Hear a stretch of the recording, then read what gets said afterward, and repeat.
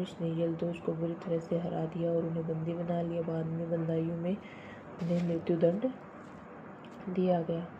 निर्णायक मोड़। कुछ सूत्रों के अनुसार इल्तुतमिश ने कुबाचा को भी इसी युद्ध में हराया और उसे सिंधु नदी में डुबोकर मार डाला। तो कुछ सूत्रों से हमें ये भी पता चलता है कि इल्तुतमिश ने कुबाचा को भी तराइन के तीसरे युद्ध में ही हराया था और उसे सिंधु नदी में डुबोकर मार दिया गया था।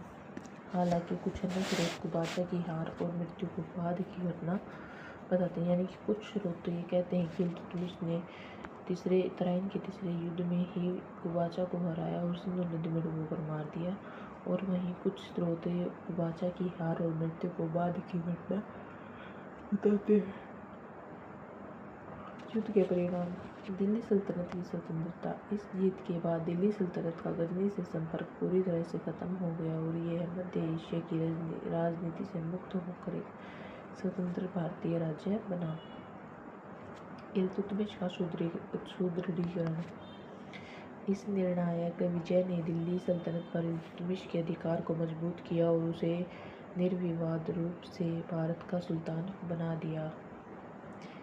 इल्तुतमिश का प्रतिरोध। इल्तुतमिश ने दिल्ली सल्तनत के स्वतंत्र अस्तित्व के लिए यल्दोज के इस हस्तक्षेप को एक बड़ा खतरा माना। अपनी सत्ता और सल्तनत की संप्रभुता को बनाए रखने के लिए इल्तुतमिश ने यल्दोज का मुकाबला करने का निश्चय किया। कुबाचा की भूमिका। उस समय कुबाचा भी कूच और मुल्तान का शासक था और वह भी दिल्ली पर अपनी नजरें गड़ाए हुए था। हालांकि इस युद्ध में इल्तुतमिश का मुख्य प्रतिद्वंदी यल्दोज था।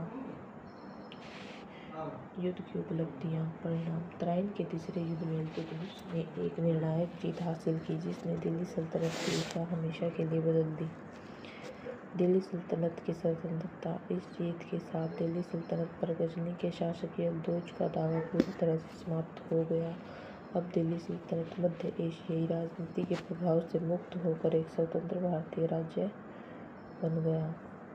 इल्तुतमिश की सत्ता का सुदृढ़ीकरण।